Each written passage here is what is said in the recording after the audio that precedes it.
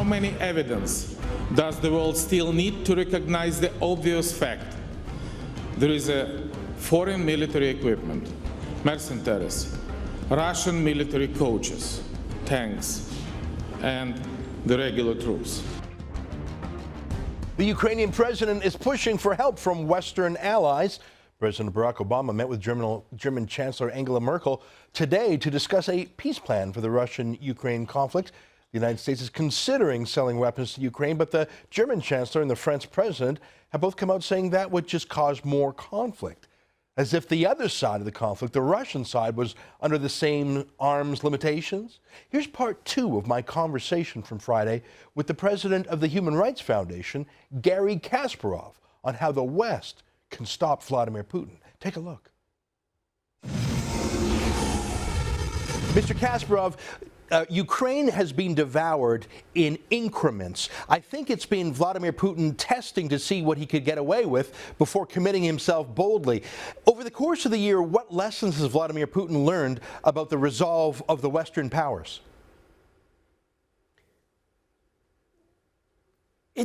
It's better than we could expect, but it's much, much less than was needed to deter Putin's aggression in Ukraine, because Ukraine was just one step for Putin's policy of escalating tension and starting his aggression against neighboring countries. It's very much, his domestic agenda that drives him crazy in foreign politics, because he's in power for 15 years and he doesn't hide his intention to stay in power forever as long as he leaves, which means he needs a new theme, new concept, new mythology, if you want, for Russian people to sell him staying in power for so long. Economy doesn't offer any excuse for him. So we need something else. And what else the Russian leader, Russian dictator can offer the Russian people but the expansion of Russian empire, restoration of the greatness of Soviet Union, and things that are inevitably bringing him in the conflict with former Soviet republics and with Europe and eventually with the civilized world. I recall you saying the other day that Putin isn't doing this for reasons of land. Russia is obviously the largest country in the world. Its population is actually, it's a very low birth rate, for example, other than in some of the Muslim communities. This is not for Lebensraum, as Hitler might have phrased it. This is for the glory. This is for the mission. This is for the distraction. How is it playing at home? Are ordinary Russians putting together the economic recession to the sanctions brought in response to his military adventurism? Or is it impossible to tell what ordinary Russians say because polling is inaccurate, the media is propaganda, and people are afraid to say? Look, 24/7 propaganda, and it's much worse than the propaganda in the Soviet Union when I was a teenager. So we are rather living now in the Stalin's time, dealing with oral-type propaganda than in the Brezhnev's time. So it's very hard for people to resist against such a pressure on a regular basis. And also there was a natural euphoria after Crimea was annexed without a single shot. If people want to find historical analogies, so they can look for Hitler in 1938 or 1939, he was very popular. It takes time for ordinary citizens to understand that everything has a price. And it seems that now we are facing sort of the gradual recovery of Russian people from the zombie status. They recognize that the economic hardship had something to do with Putin's aggressive foreign policy. And at that time, when the world needs to exert pressure on Putin to help Ukraine, to make sure that the price for further aggression in Ukraine or against other neighboring countries will be unbearable for Russia, for Putin's political regime, the Western powers are trying to negotiate. That could give Putin a breathing space, and any settlement on his terms will provide him with new ammunition to continue this brainwashing propaganda in Russia.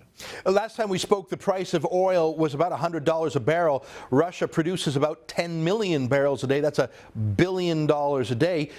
Oil is now about $55 a barrel. Can you tell me what this means to Vladimir Putin's power if this continues for, let's say, another year? Does this mean there will be economic crises? Will he lose his grip on things? Will it make him do a deal with the Saudis? What impact does this have on Putin? If oil prices stay at the same level, say between $50 and $60 a barrel for a year, combined with economic sanctions and combined with very negative mood, the business mood in the country, and also very dark expectations of ordinary Russians, it will lead to a big change. I think it will be some form of revolt, first in the smaller cities, and eventually something big will happen in Moscow, because Russian economy is not functioning well. Putin built one major pipeline. It was all about selling oil and gas and other forms of energy and natural resources, but it's all became non-competitive in the modern world. So the sanctions are hurting badly, and if Ukrainian crisis continues and the body bags will be arriving in Russia in great numbers, I think we'll be seeing the end of Putin's regime sooner than anybody expects. Now, you use the word revolt, and I want to ask you what you mean. Do you think that the revolt will take the form of peaceful demonstrations, or do you think there will be military demonstrations, defections, other oligarchs or power players defying him verbally? What does a revolt look like in a nuclear superpower where power is being concentrated in one man? What does that revolt look like? Yes, you correctly stated, it's one-man dictatorship, which is the most unstable form of governance, because he doesn't have to rely on the party central committee. He doesn't have to rely on even his inner circle. It's a one-man show. It's like Hitler or Stalin.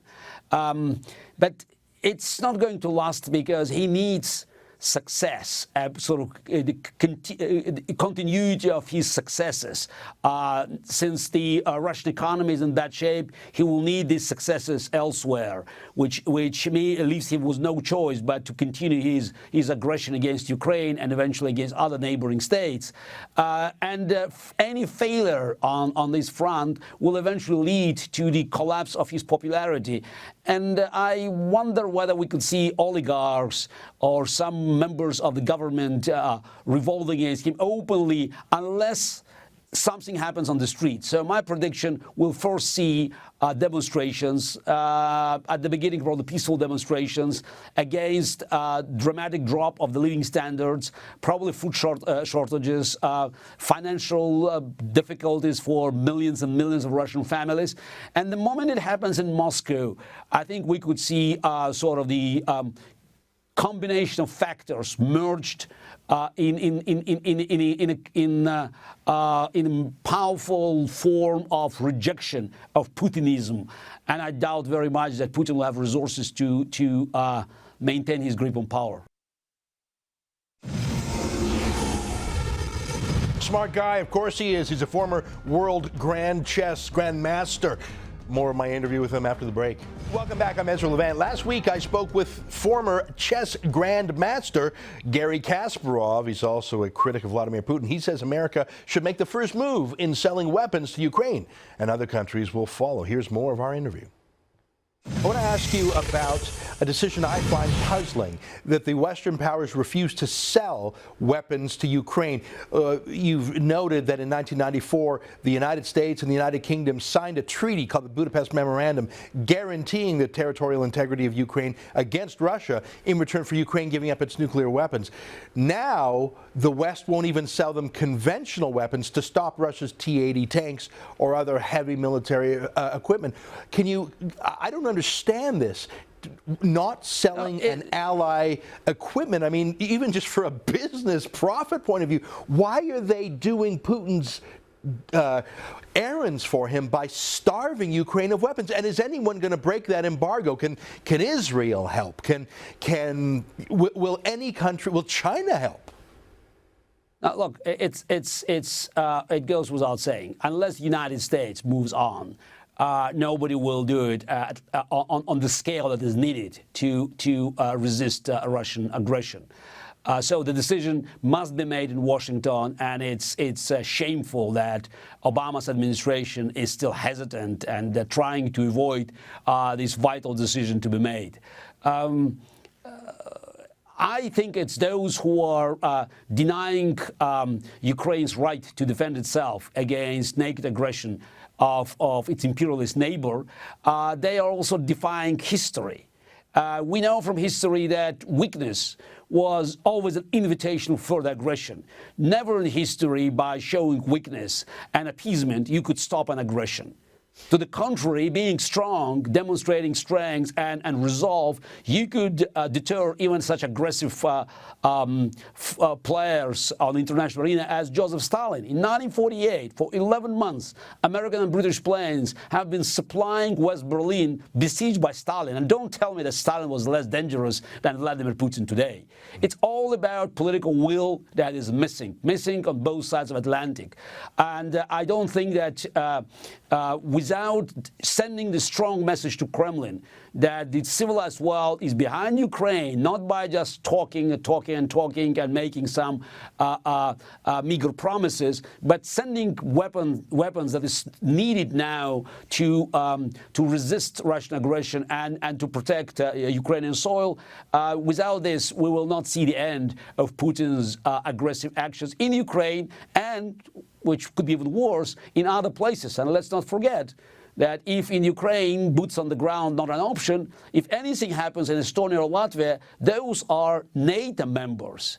And if Putin crosses the borders of these countries, nobody can discuss what to do, because America and the other NATO allies are obliged by NATO charters to protect these countries with boots on the ground. So to prevent this unfortunate scenario, tragic scenario of open confrontation between American and NATO force on one side and Putin's Russia on other, we'd better support Ukraine, where people are willing to fight. There's a huge patriotic emotions running through the country. And one thing that also refutes all these concepts about ethnic tension in Ukraine, most of people who are fighting against Russian aggression in eastern Ukraine are ethnic Russians.